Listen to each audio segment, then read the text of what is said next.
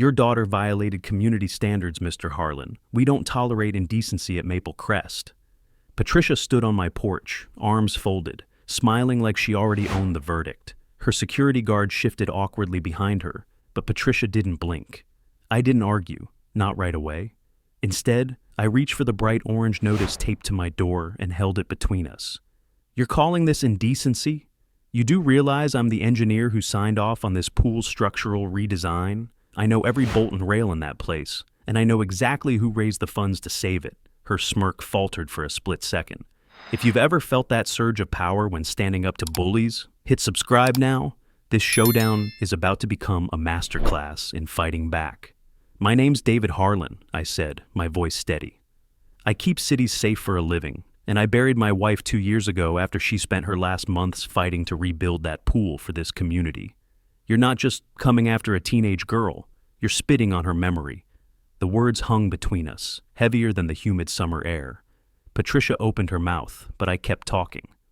You think you found another easy mark, someone who'll pay fines just to make the noise stop. But you've got the wrong man. My daughter deserves to walk into that pool without shame. She deserves to hold on to what little she has left of her mother. That water is her inheritance, Patricia. And you're not going to poison it with your power games. The memory of my wife's hands on that ribbon-cutting day rose like a wave, Emily clutching her mother's arm, the whole neighborhood cheering. My wife's hair was thinner then, but her eyes still carried fire. That pool was her last gift, a place she swore would outlive her. And now, Patricia wanted to turn it into a stage for humiliation. I glanced at the guard. He avoided my eyes, shifting his weight. Even he looked uneasy, like he knew this was wrong. I stepped closer, lowering my voice. You've started something you can't finish. Because I've built a career on codes, bylaws, and standards. And I know exactly how fragile your authority really is. Patricia blinked, but the smile returned, colder this time. We'll see about that, Mr. Harlan. She turned, signaling to the guard, and walked back toward the street. The paper crinkled in my fist. Where are you watching from? Because this was the beginning. Patricia thought she was issuing fines. She thought she was humiliating a teenage girl into obedience. What she didn't know was that she'd just opened a door she couldn't close. She'd picked a fight with the one man in this neighborhood who understood how to dismantle her power, piece by piece. And I wasn't going to stop until the truth came out. Every second of it, caught on camera for the world to see. The notice crumpled in my hand as Patricia's heels clicked down. Ooh, the sidewalk. I stayed frozen on the porch, watching her vanish into the manicured perfection of Maple Crest. The quiet didn't settle. It pressed on me, heavy and wrong. Emily was upstairs, door shut, pretending not to hear. She always did that when she felt cornered, like if she kept still enough, the storm would move past her. But storms don't pass when someone like Patricia controls the weather. By the weekend, the notices multiplied, bright paper slapped against doors across the cul-de-sac. My neighbor Linda's son got one for parking his pickup half a foot over the curb. The Tran family received one because their garden contained unapproved plant species. Even Mr. Cardenas, who walked his dog religiously every morning, was fined for unsanitary pet behavior. He stared at the slip in his hands like it was written in another language. It wasn't enforcement, it was harassment. Patricia was on a spree, and my daughter had been her opening act. At the community pool, where the air smelled of chlorine and sunscreen, whispers rippled louder than the water. Parents sat stiffly in their chairs, eyes flicking toward the guards who patrolled like watchdogs. Kids splashed half-heartedly, sensing the tension. Emily wouldn't go near the place. She told me she had homework, but I caught her standing at her bedroom window, staring down at the pool house she used to love. That broke me more than Patricia's smirk ever could. I moved between families, casual at first, asking how they were holding up. Voices lowered, shoulders hunched. People were afraid, but anger burned underneath. "We can't afford liens," one father whispered. "It's not worth losing our home." Another mother clutched her daughter's towel tighter and muttered, "They humiliated your Emily, my kid's next." They knew what Patricia was doing. They just couldn't risk standing alone. That's when I realized she thrived on isolation. Divide, intimidate, and collect. She wasn't protecting the community, she was controlling it. And every notice, every fine, pushed another neighbor into silence. I leaned against the chain-link fence, the sound of kids' laughter forced and hollow behind me. My wife's dedication plaque glinted on the pool wall, in honor of Sarah Harlan, whose vision gave Maple Crest its heart. Seeing her name under Patricia's shadow made my chest tighten. That pool wasn't supposed to be a tool for tyranny. Marcus, the young guard, patrolled near the deep end. He kept glancing my way, his posture stiff, hands clamped on his radio. He avoided my eyes, but I noticed the hesitation in his stride. He'd been there the day Patricia gave the order. He'd heard her, and I could tell the memory sat heavy on him. But he wasn't ready to break ranks. Not yet. When I finally walked home, the air smelled of fresh-cut grass, sprinklers ticking in rhythm. Maple Crest looked like a postcard, every hedge trimmed, every brick driveway flawless. But beneath the surface, fear had settled in like rot. Patricia had built her empire on appearances, and no one wanted to be the first crack in the picture. I knew then what my role had to be. If she wanted to turn Sarah's pool into a weapon, she'd have to face the man who built its bones. I'd spent years proving structures were safe, tracing flaws no one else saw, and I could already see the fracture lines in Patricia's rule, lines that would snap if the right weight pressed against them. I wasn't just fighting for Emily, I was fighting for every neighbor who'd swallowed their pride to avoid a lien, for every child forced to feel small in their own backyard, for every legacy Patricia thought she could erase with the stroke of a pen. And I wasn't about to fight quiet. I didn't have to wait long before the next clash came. Monday morning, I walked into the HOA office, the air conditioning biting after the heat outside. The place smelled like polished wood and copier ink, a sterile box meant to intimidate. Patricia sat behind the counter, sorting papers with slow, deliberate movements, as if every sheet was another nail in someone's coffin. But it wasn't her I came for. Marcus was standing by the door, leaning on the desk where the visitor log sat. His security uniform looked too big on him, sleeves rolled one fold too many, and his eyes kept darting to the clock. When Patricia spoke, his jaw tightened almost imperceptibly. When she laughed, a short, sharp sound, his fingers tapped against his radio, like he wanted to drown her out. I signed my name in the log, the pen scratching loud in the silence. Patricia didn't look up. "Mr. Harlan," she said, smooth as ice, "still refusing to pay your fines?" I ignored her, my eyes locked on Marcus. He didn't move, but his shoulders shifted, a silent flinch. He avoided meeting my gaze, staring instead at the countertop, tracing the grain with his thumb. That's when I saw it, the conflict bleeding through his body language. He was part of their machinery, but his conscience was jamming the gears. "Marcus," I said evenly, "you were there at the pool, weren't you?" Patricia's head jerked up. "He has no comment. Don't harass my staff." Marcus's throat bobbed like he'd swallowed something sharp. He opened his mouth, then shut it. His foot tapped once against the floor, quick and restless. His eyes flicked toward me and then away, guilt flashing in that brief connection. I didn't press further, not here, not yet. But the seed had been planted. He'd heard Patricia's order, seen her weaponize humiliation, and I could tell the memory gnawed at him. His posture screamed it, the rigid back, the clenched hands, the shallow breath. Patricia rose from her chair, hands on her hips. "You're wasting our time, Mr. Harlan. These violations stand." Her smugness barely registered. I wasn't there to argue fines. I was there to see who could still tell right from wrong. And Marcus had just told me more with his silence than words ever could. I stepped closer to the counter, lowering my voice so it carried just enough. "Some truth can't stay buried, Patricia. Not when they're caught on tape." Marcus's eyes shot to me, wide for a fraction of a second, before he looked away again. His knuckles whitened around the clipboard he was holding. That single flicker was confirmation. He knew exactly what footage I was hinting at. Patricia sneered.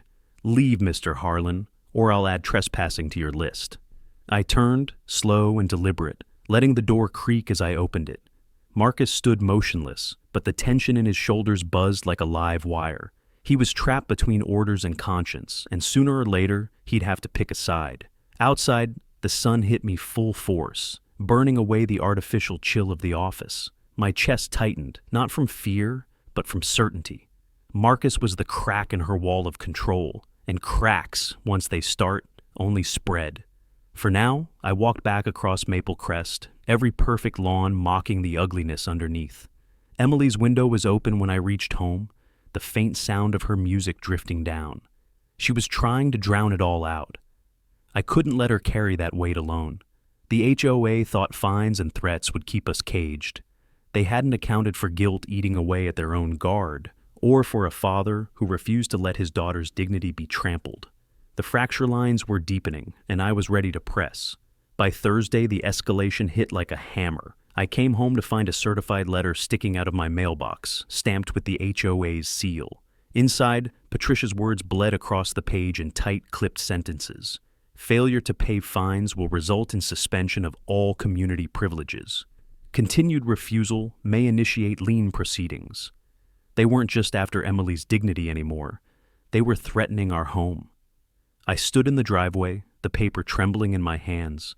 The sound of sprinklers hissed from across the street, cheerful and oblivious. Behind me, Emily opened the front door. Her face went pale when she saw the envelope. "They can't really take our house, can they?" she whispered. I forced calm into my voice, though anger burned under every word. Not legally, not like this.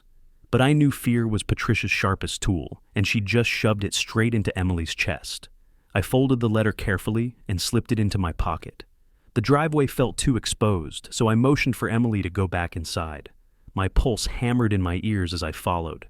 That night, I spread the papers across the dining room table. Every violation notice, every fine, the certified threat. I didn't just read them. I studied them the way I studied blueprints, tracing the lines for structural weakness. And the cracks were already there. Dates didn't match, signatures shifted. Wording wobbled between community standards and temporary enforcement measures. Patricia had rushed her rule into existence like a shoddy patch job, trying to look strong while cutting every corner. She didn't bother with board votes. She didn't even bother to mask her sloppiness. But neighbors didn't see that. All they saw was the threat of liens and property values dropping. I needed to prove the foundation was rotten. The next morning, I walked into City Hall. The building smelled faintly of paper and disinfectant, a place built on rules and records. I asked for Maple Crest's official filings, bylaws, amendments, enforcement procedures. The clerk raised a brow but slid the stack across the counter. I flipped through the pages, fingers tracing signatures and seals, and there it was.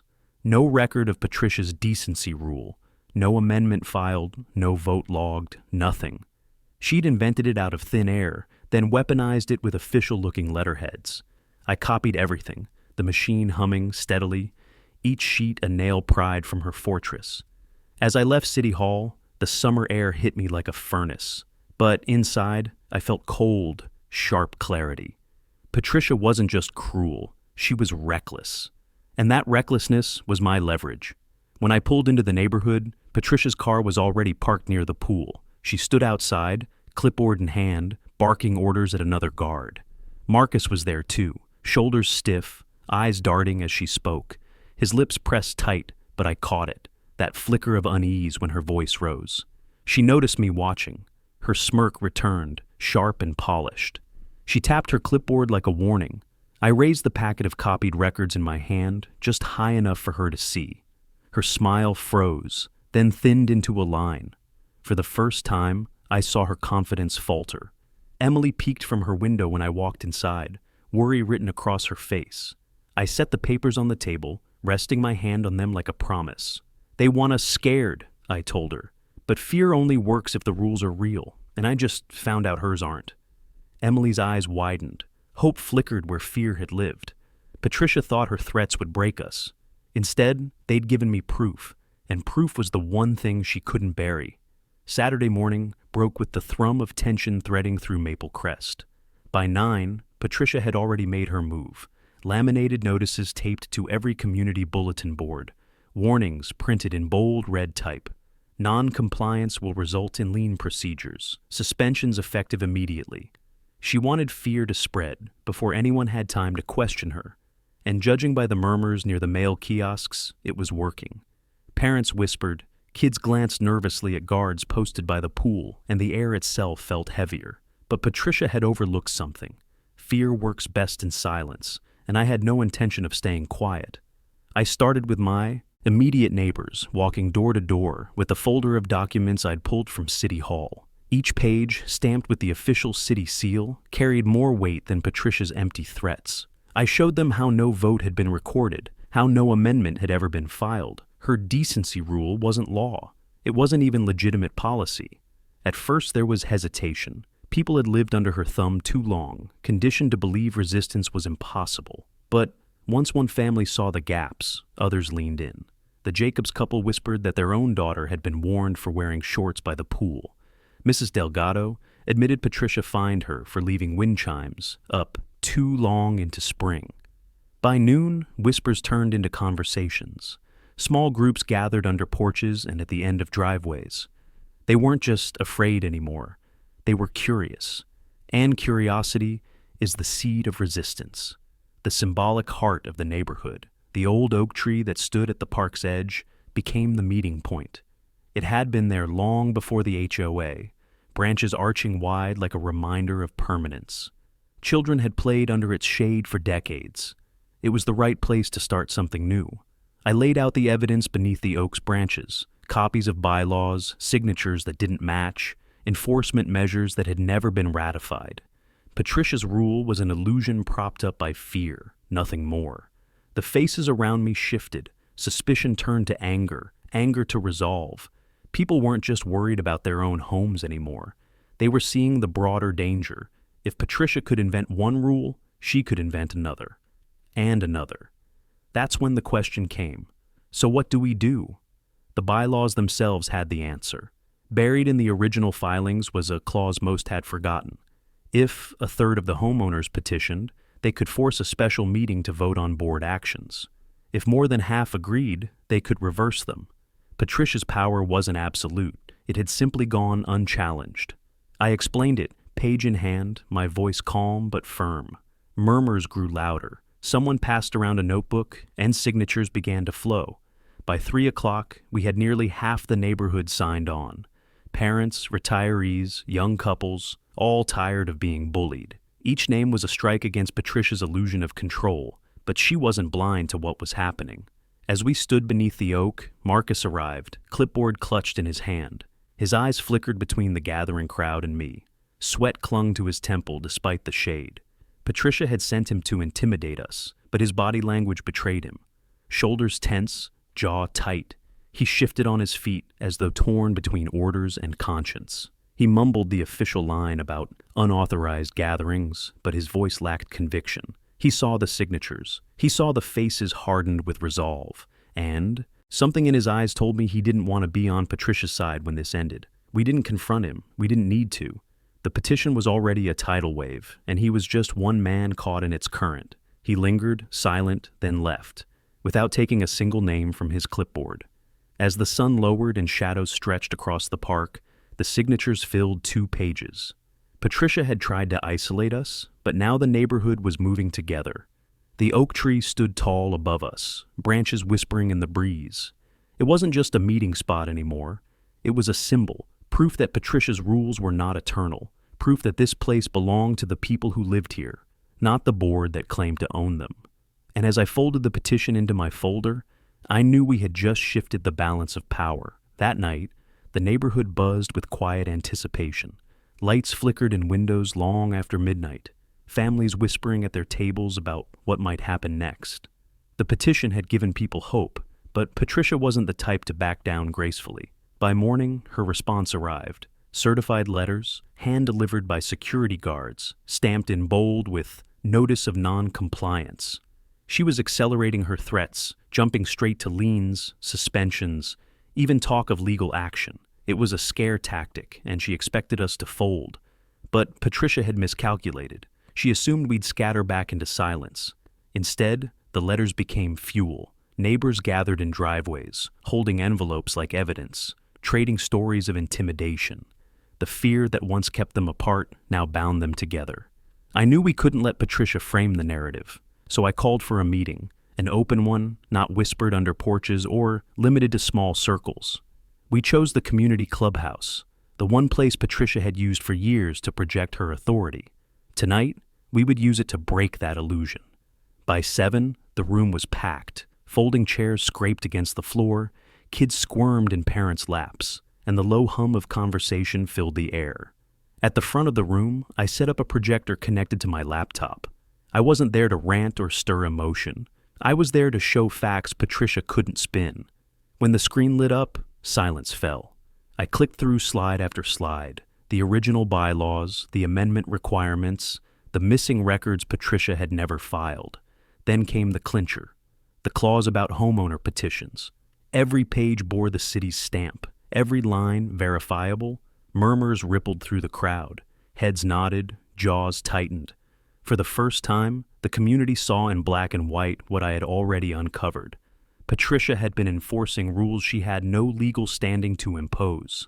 Halfway through, the back door opened. Patricia herself entered, heels clicking against the tile, expression sharp as glass. Behind her trailed Marcus, his posture stiff, eyes scanning the room. The energy shifted, tension spiking. She thought her presence alone would silence us. Instead, all eyes turned to the petition taped on the wall, already filled with signatures. It was no longer just my fight, it was ours. Patricia launched into her speech, voice dripping authority. She talked about maintaining standards, about property values, about outsiders threatening community harmony. But this time, people didn't nod along. They frowned. They whispered. Some shook their heads outright. When she finished, I stood. My heart thudded hard, but my voice stayed steady. "You're right about one thing," I said. "Standards matter, which is why the board has to follow the law. These documents," I tapped the projector screen, "prove that what you're enforcing isn't legal, and this petition proves the community won't accept it anymore." The silence that followed wasn't fear. It was recognition. Recognition that the balance had shifted. Patricia's face tightened. She scanned the room, searching for support, but found only folded arms and defiant stares. Even Marcus, standing by the wall, avoided her eyes. His hands clenched the clipboard so hard his knuckles whitened. Finally, she snapped, "This meeting is unauthorized." But someone from the crowd shouted back, "No, it's ours." Applause erupted. Chairs scraped as people rose to their feet, clapping louder, voices joining together. The sound filled the clubhouse, echoing off the walls Patricia had once used to intimidate them. Now, those same walls carried the sound of resistance. She tried to speak again, but her words were drowned out. The petition had become more than paper. It was a declaration. And Patricia, for all her bluster, was cornered. I ended the night with a simple reminder. We're not finished. This petition forces a vote, and we'll be ready. Walking out into the cool night air, I felt the shift in the neighborhood. Fear had cracked, replaced by determination. Patricia still held the title of HOA president, but the ground beneath her was crumbling. Marcus lingered by the doorway as people filed out, his expression unreadable. But when our eyes met, he didn't look away this time. He just gave the faintest nod, almost invisible, then turned and left. It wasn't loyalty to her anymore. It was conflict tearing at him, and soon I knew he'd have to choose. The day after the clubhouse meeting, the neighborhood felt different. Conversations no longer stopped when Patricia's name was mentioned. Instead, people spoke openly, trading ideas and sharing frustrations. But beneath the energy, I knew we were still vulnerable. A petition was powerful, yes, but Patricia wouldn't surrender easily. She'd try to manipulate procedure, twist the process, or worse, find a way to nullify our signatures. I needed certainty. And that's when Marcus finally came to me. It was late afternoon, the sun casting long shadows across the tennis courts where I'd gone to clear my head. I heard footsteps crunching on gravel and turned to see him. His posture was stiff, his uniform immaculate, but his eyes told another story, restless, burdened, torn. He stopped a few feet away, arms crossed like he was trying to keep himself from unraveling. For a moment, he didn't say a word, just shifted his weight and stared at the ground. Then, finally, he muttered, "She doesn't have the authority, not the way she claims." I stayed quiet, letting him speak. Marcus's jaw clenched. "I've seen the records, or, more accurately, the lack of them. She never filed the amendments with the city, the board. It's not legally recognized in the way she tells people. It is." He exhaled sharply, dragging a hand across his face. I shouldn't even be telling you this. There it was, the crack in the armor, the thing Patricia had worked so hard to keep buried. I asked why he was coming forward now. He hesitated, shifting on his feet, his gaze flicking to the courts where kids chased each other with foam balls. Because I signed one of those liens she pushed, he admitted quietly. On a widow's house. She was late on dues by a month, and Patricia demanded I deliver the notice. I told myself it was just my job, but I knew it was wrong. His voice caught, barely audible. I still see her crying. The words weighed heavy between us. Marcus wasn't just a bystander anymore. He was part of Patricia's machine, and it was breaking him. I told him he wasn't alone, that standing up now could make all the difference. His fists tightened, and for a moment I thought he'd walk away. But instead, he pulled a folded sheet from his pocket. These are her meeting notes. She keeps them digital, but I printed this when she wasn't paying attention. It shows the board never voted on half the rules she enforces. She just declared them. My pulse quickened. This wasn't just suspicion anymore. It was proof from inside her own circle. Marcus shoved the paper into my hand and turned away quickly, as if afraid of being seen. Do what you want with it, he said over his shoulder. But if you use my name, I'll deny everything. His voice wavered, betraying both fear and resolve. As he walked off, I studied the page. Dates, bullet points, unilateral decisions scribbled like commands. No votes, no signatures. It was the smoking gun. That night, I sat at my dining table, the paper spread before me under the warm glow of the lamp. I copied every detail, then scanned it into my laptop.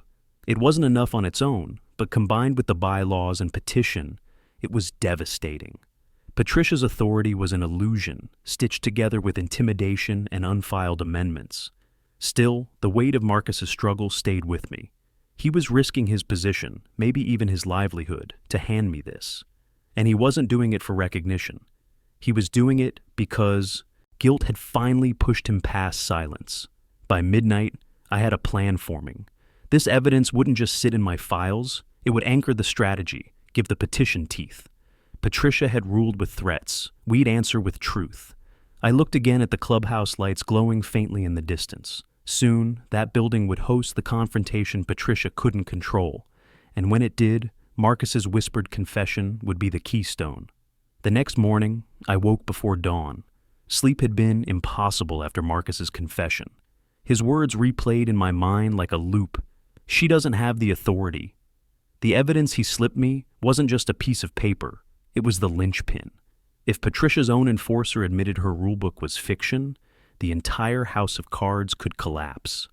I spread the documents across my kitchen table, the scanned bylaws with missing amendments, the petition with signatures, and now Marcus's stolen notes. My engineer's brain wanted to map it all out like a circuit. Every document was a node, every lie a connection, and Patricia herself was the power source. Remove her legitimacy, and the current died. But information alone wasn't enough. I needed a strategy that turned facts into action. Patricia had wielded fear through procedure, through the illusion of authority. If we dismantled that illusion in a controlled, undeniable way, the community would rally, and the city would have no choice but to step in. I began sketching the plan. Step 1. Formalize the petition into a recall vote, timed and delivered with legal precision. Step 2. Compile a packet of evidence for the city registrar, showing the missing filings and Patricia's unilateral enforcement. Step 3. Control the narrative with the neighbors. No rumors, no panic, just truth as presented calmly and firmly. By mid-morning, I headed to the library. It was one of the few neutral spaces Patricia couldn't manipulate, and its quiet corners let me think clearly. I reserved a study room, spread my papers, and began assembling the recall framework. The clerk at the reference desk helped me track down municipal code sections on HOA recognition and bylaws filing requirements. My fingers tapped with restless energy as I typed out citations, piecing together the legal skeleton that would hold everything upright. Halfway through, my phone buzzed, a text from Elena. Neighbors asking what's next. They want direction. It was the moment I'd been waiting for. Fear had turned into curiosity, and curiosity was halfway to courage. I crafted a message for the neighborhood group chat. Tonight, 8 p.m., my garage. We'll go over next steps. Bring anyone who signed. Patricia doesn't own the process, we do. By evening, folding chairs lined the concrete floor of my garage, kids weaving between legs while adults carried in thermoses and notepads. The mood was tense but electric. When I stood before them, I didn't speak like a rebel. I spoke like an engineer explaining a system. Patricia's power relies on two things, I began. Your silence and your belief that she's legitimate. We've ended the silence. Now, here's why she's not legitimate. I showed them the bylaws with city stamps, the petition rules, and finally, Marcus's notes. Gasps echoed as I explained that half the rules Patricia barked at them were nothing more than self-written commands. One man muttered, "She fined me for a paint color that never even passed a vote?" His outrage was contagious. Heads nodded, fists clenched. Then I shifted the tone. But this isn't about revenge. It's about reclaiming our community. We'll do it legally, cleanly, and in the open. Tomorrow, we file this petition for a recall vote. The city clerk will recognize it because the law says they must. Patricia can shout, but she can't change the code. Applause rippled through the group. For the first time, they weren't just angry, they were hopeful. I handed out assignments, canvassers to confirm signatures, volunteers to help copy packets, a lawyer neighbor to review the filing draft. Everyone left with a role. It was no longer my fight alone. It was an organized movement. When the garage finally emptied, I stood in the quiet, staring at the stack of evidence on my workbench. The air smelled of sawdust and oil, grounding me in the reality of what was coming. Patricia had ruled through isolation and fear, but tomorrow we'd walk into the city office together, armed with truth she couldn't erase. The strategy was set, the trap was baited, and for the first time, I felt the inevitability of her downfall. The following morning, the plan shifted from theory to action. Elena and I drove to the city clerk's office with the petition in a manila folder, the evidence packet secured in a binder, thick enough to feel like armor. The building itself wasn't grand, just a beige municipal structure with flickering fluorescent lights. But walking through those doors felt like crossing into enemy territory. Inside, the clerk behind the counter glanced up as we approached. I slid the folder forward, my palms steady despite the tension coiling in my chest. "Petition for HOA board recall," I said. The words felt heavier than they looked on paper. She examined the packet, flipping through the pages with deliberate care. Each second stretched. Finally, she stamped the first page with a deep thud that echoed in my chest. "Received," she said simply. That single word carried more force than Patricia's endless threats. When we stepped outside, Elena squeezed my arm. "It's official now." But filing was only half the preparation. The other half was ensuring Patricia couldn't manipulate the outcome. I spent the afternoon confirming every signature, cross-referencing addresses, double-checking homeowner status. If Patricia even sniffed a technicality, she'd exploit it. I wasn't giving her the chance.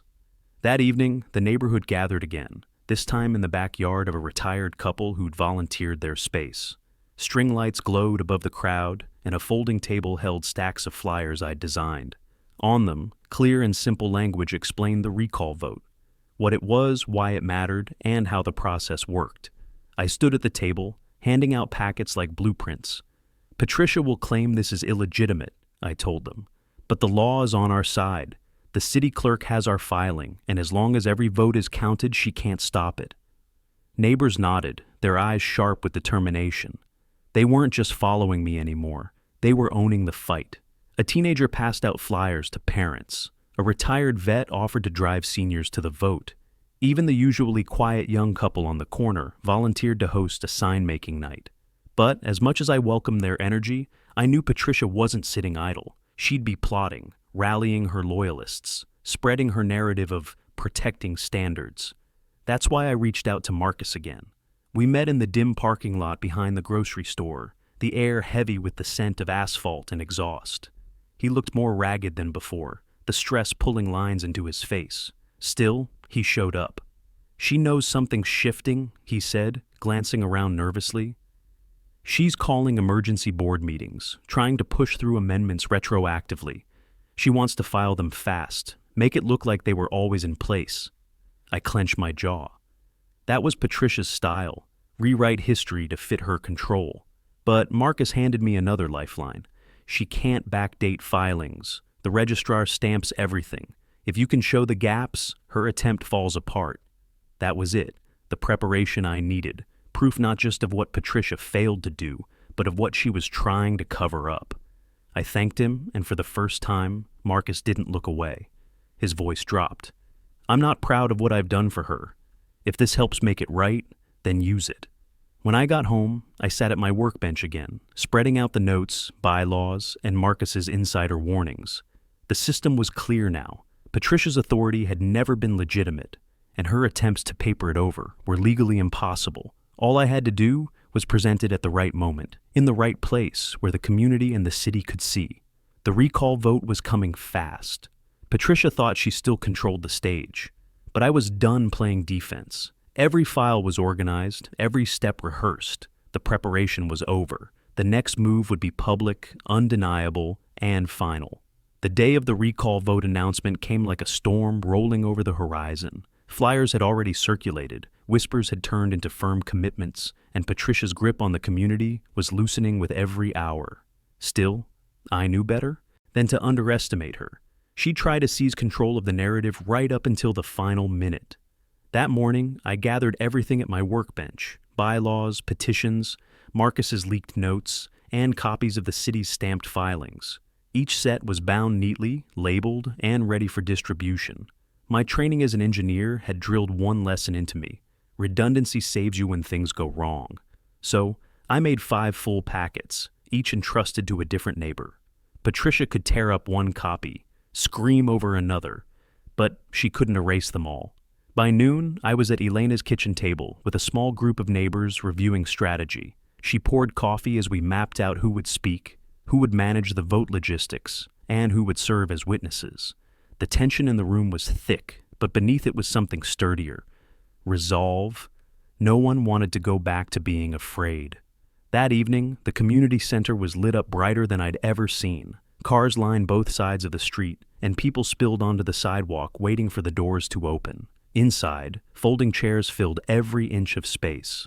Patricia stood at the front with her usual entourage, arms crossed, chin tilted upward like a general surveying her troops. I felt the weight of every eye on me as I entered with Elena and the others. Some looked anxious, some hopeful, but all of them knew this was the moment everything had been leading to. Before Patricia could seize the microphone, I stepped forward and set one of the bound packets on the podium. The sharp thunk of paper hitting wood cut through the noise. "This," I said evenly, "is the truth about our association's governance, and tonight we'll all see it clearly." Gasps rippled across the room as people craned their necks to look. Patricia's smile faltered for the briefest second, then returned, tight and brittle. "You have no authority to conduct this meeting," she said loudly, but I didn't flinch. "The homeowners do, and by law, this petition forces recognition." The clerk from the city, whom we had formally invited, stood from the back row and raised her hand. "The filing is valid. This vote will proceed." The shift was immediate. Patricia's aura of control fractured, replaced by the undeniable presence of an outside authority. Neighbors began to clap, softly at first, then stronger. Patricia's voice rose above the noise, accusing us of lies, conspiracies, even betrayal. But I stayed silent, letting the packet on the podium do the talking. Facts weighed more than fury. As the meeting unfolded, volunteers handed out ballots, neighbors lined up to cast their votes, and the clerk oversaw every step. Patricia paced at the side, her heels striking the floor in sharp bursts. Marcus stood near the exit, his face pale but steady, refusing to take her side. When my turn came to speak, I didn't shout or gloat. I laid out the evidence point by point. Missing filings, unilateral rule changes, and the petition's legal foundation. I spoke calmly, like an engineer explaining how a system worked, because that's what it was. A system Patricia had corrupted, and we were now repairing. By the end, the room wasn't filled with fear or even anger. It was filled with clarity. Patricia still smirked, but it was the hollow smile of someone running out of ground to stand on. The ballots were being counted, the truth was in writing, and her authority was bleeding away in real time. I looked around at the faces of my neighbors, hopeful, defiant, unafraid, and knew we had already won, even before the final tally. The ballots were stacked in neat piles on the folding table, the city clerk overseeing every step like a referee, ensuring no one cheated. The room hummed with nervous energy. Some people leaned forward in their chairs, knuckles white as they gripped the edges. Others stood in the back, arms crossed, whispering predictions. This was the moment Patricia had dreaded, and the one we had prepared for. Patricia stood near the front, her arms folded, lips pressed into a thin line. She looked every bit the commander she fancied herself, but her eyes flickered with unease each time a ballot was counted. Her loyalists sat clustered in one corner, but they were outnumbered. For the first time, the balance of power in the room was visible. I sat still, watching the clerk tally. My chest felt like a drum, but I forced myself to remain calm. Facts were on our side. Marcus lingered by the wall, shifting from foot to foot, his gaze fixed on the ballots. His body language betrayed his turmoil, caught between loyalty to the woman who had given him authority and the neighbors whose trust he had quietly eroded. Finally, the clerk cleared her throat. By the signatures and ballots verified, the motion passes. The current HOA board is recalled effective immediately. The words hit like a thunderclap. Gasps, then cheers, erupted around the room. People stood, clapping, some even hugging. The relief was palpable, like a dam breaking. Patricia's face turned rigid, her composure cracking at the edges. She tried to cut through the noise, raising her voice. "This isn't legal. This is a coup." But the clerk silenced her with a firm shake of her head. "The process followed municipal code. The results are binding." Patricia's voice faltered. For years, she had ruled through intimidation. But now, an outside authority had stripped her shield away. Neighbors began chanting, "No more Patricia! No more Patricia!" Not in cruelty, but in cathartic release. They weren't mocking her. They were reclaiming their voices. Marcus stepped forward, clipboard clutched tight. His shoulders rose and fell as he let out a heavy breath. Then, in front of everyone, he said quietly but firmly, "She told us the rules were filed. They weren't. I can't stand by her anymore." The room went silent, every eye on him. His confession was like a final nail sealing the truth. Patricia's authority wasn't just broken by law, it was betrayed from within. I stood and placed a hand on the packet of evidence still sitting on the podium. "This wasn't about destroying anyone," I said, projecting my voice so it carried. "It was about restoring fairness, about reminding us that this community belongs to the people who live here, not to threats, not to unchecked power." Applause swelled again, this time deeper, richer. I could feel the unity in it, the collective release of fear. Patricia's cheeks flushed red. She muttered something under her breath, grabbed her purse, and stormed out. The slam of the clubhouse doors echoed like the closing of an era. The clerk announced the next step. An interim committee would be formed to oversee new elections. Volunteers immediately raised their hands. Elena, the retired vet, the young couple from the corner. Ordinary neighbors stepping into leadership. The symbolic weight of that moment wasn't lost on anyone. I scanned the room, seeing faces alight with something I hadn't seen before. Pride.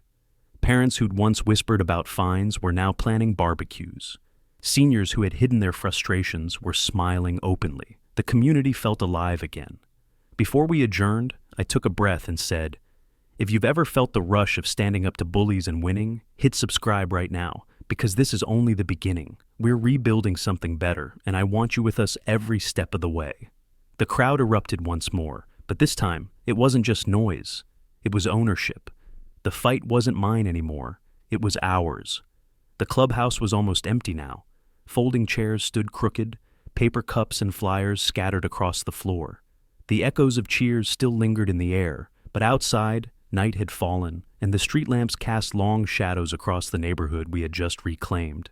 I stood by the window, watching neighbors walk home in groups, voices animated with relief and excitement. For the first time in years, they weren't afraid of what tomorrow's letter in the mailbox might bring. Marcus remained behind, his clipboard dangling from one hand. He looked drained, like a man who had been carrying a secret weight too long and finally set it down. He didn't meet my eyes right away, just stared at the floor tiles. "I should have spoken up sooner," he muttered, almost to himself. "But I was scared she'd destroy me, like she destroyed others." I stepped closer. "You did what mattered when it counted. That took courage." He finally looked up, relief and regret swirling in his expression. Maybe. Or maybe I just couldn't keep lying to myself anymore. I nodded.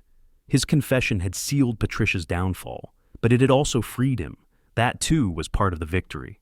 As he walked out into the night, Elena came over, arms crossed but smiling. You realize what? You started here, right? It wasn't just about bylaws or signatures. You gave people their voice back. Her words sank deep. I had thought this fight was about my family's memory, about defending my father's legacy tied to the land. But looking around, I understood it had become something larger. It was about neighbors daring to trust one another again, about a community deciding it was stronger than the fear Patricia thrived on. I sat down at the now empty table, running my hand over the stack of documents we had prepared. They weren't just legal proof. They were the map of how we'd clawed back control. Every late night, every whispered conversation in driveways, every moment of doubt, it all led here. Outside, kids ran down the sidewalk, their laughter sharp and free in the cool night air. That sound hit me harder than the clerk's announcement. It was proof the neighborhood was breathing again. For a moment, I closed my eyes and pictured my father standing at the edge of the property, the old oak tree behind him, his voice steady as he said, "This land will always tell the truth. No one can silence it." I opened my eyes and whispered back, "We didn't let them."